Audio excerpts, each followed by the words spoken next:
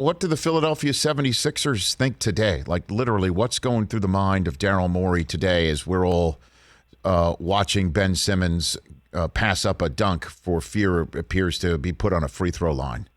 Brian. Well, I don't particularly like to get into hyperbole in the moments after a devastating loss, but I was gobsmacked at that moment in the game. I just couldn't believe it, and not because of the 2 points, the loss of the 2 points, but because of what it represented. And you could probably put together a montage of the way Doc Rivers talked about Ben Simmons in these playoffs, which was a month long for the Sixers. But, in the first round against Washington, when Washington was fouling him in the first half to put him on the foul line, Doc Rivers angrily came back at people who criticized the concept of not taking him out of the game. And he basically said, if you want to take Ben Simmons off the floor, you don't know basketball. That was what Doc was saying 2-3 weeks ago. Now, not only was he taking him off the floor, now he's asked about whether he can be a championship point guard, and he couldn't give an answer. And I think the most worrisome thing that happened last night for the Sixers was Joel Embiid, basically saying that he thought the turning point in the game was that play. And I don't agree with him. It wasn't the turning point in the game, but it was a vote of no confidence by Embiid. And this is an offseason where Embiid is going to be asked to sign a 5-year max contract extension, and I expect him to sign it. But I also expect him to give some opinions about the direction of the franchise. And when it comes to Ben Simmons, that could be a very important discussion.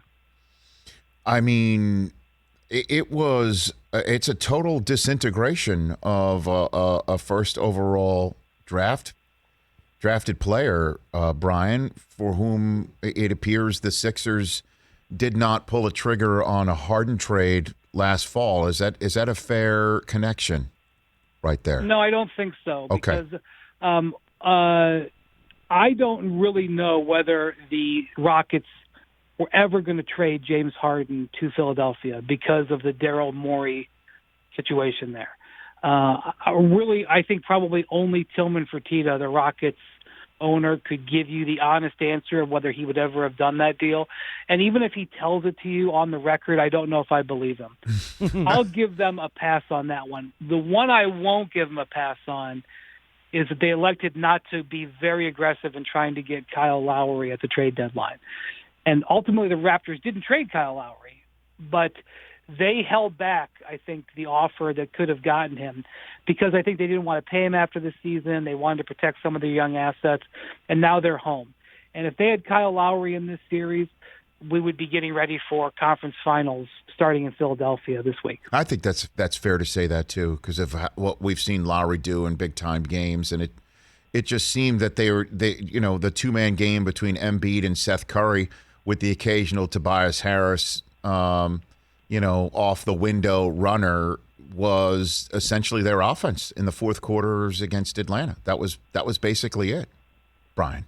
Right? I mean, yeah, and it's been a bad week for Doc Rivers, Rich, because we just saw the Clippers. We saw Tyronn Lue get very aggressive in making game plan alterations to navigate his team through that Jazz series. And look, it helps when you go put guys into the game and they have some of their best games of their career.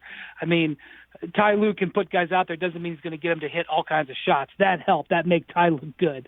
But, last year it was Doc's inaction as they were blowing that 3-1 lead. It was his lack of adjustments that a lot of people blamed and was the reason he got fired. So here you have a year later, Ty Lue putting in the elbow grease and getting the Clippers through, and then you watch how this series played out because, if you watch the Sixers throughout the playoffs, there were other options that they had offensively that Doc just stopped going to. In the last round, when Joel Embiid got hurt, the way they got through that series, now granted, they were ahead 3-0 when Joel went down, and Joel missed a game and a half at the end, but they went to a pick and roll with Seth Curry and Tobias Harris, and it just slaughtered the Wizards. And that just was nowhere there. And so in addition to the Ben Simmons challenge, you've got a challenge about Doc Rivers and his ability to make adjustments within playoff series, because his record is not impressive in that regard, and it's pretty darn vital for a coach at the highest level to be good at that. Hey, you watched all the way to the end. Thanks for that. Watch more right here.